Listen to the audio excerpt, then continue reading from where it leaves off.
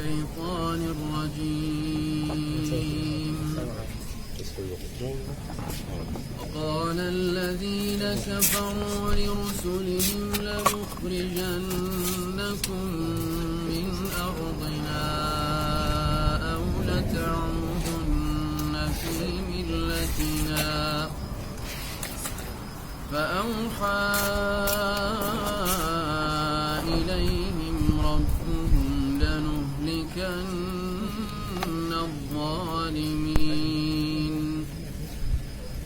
ولنسكننكم الأرض من بعدهم ذلك لمن خاف مقامي وخاف وعيد واستفتحوا وخاب كل جبار عنيد من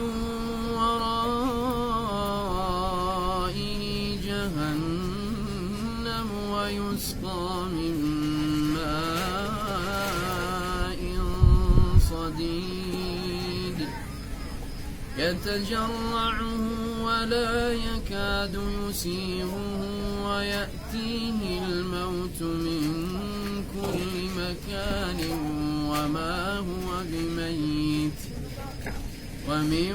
ورائه عذاب غليظ مثل الذين كفروا بربهم أعمالهم كرماد اشتدت به الريح في يوم عاصف لا يقدرون مما كسبوا على شيء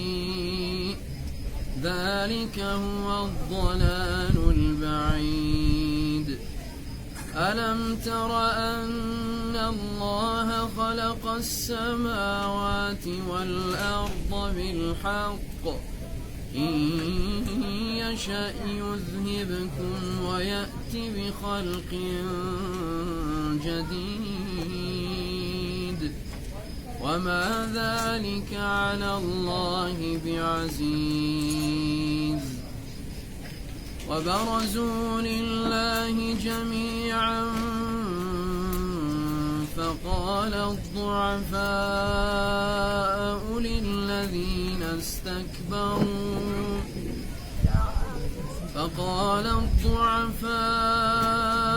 للذين استكبروا إنا كنا لكم تبعا فهل أنتم مغنون عنا من عذاب الله من شيء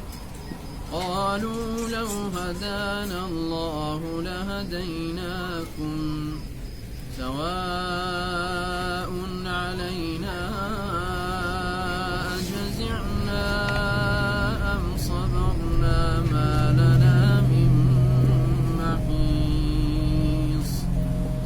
وقال الشيطان لما قضي الأمر إن الله وعدكم وعد الحق ووعدتكم فأخلفتكم وما كان لي عليكم من سلطان إلا أن دعوتكم فاستجبتم لي فلا تلوموني ولوموا أنفسكم ما أنا بمصرخكم وما أنتم بمصرخي إني كفرت بما أشركتمون من قبل إن الظالمين لهم عذاب